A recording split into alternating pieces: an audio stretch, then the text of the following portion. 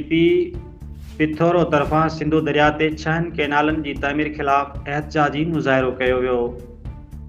Pakistan Peoples Party ladies wing तहलका पिथोरो जे सदर Ami Bheel, chairman Pithoro town Asif Hussain Chhoro, town officer Syed Shamsher Shah, general secretary तहलका लेडीज़ विंग कंवल सोलंगी जी अॻवानी में प्रेस क्लब पिथोरो अॻियां पीपी लेडीज़ विंग जे उहिदेदारनि ऐं शहरी औरतुनि ऐं मर्दुनि पारां एहतजाजी मुज़ाहिरो कयो वियो।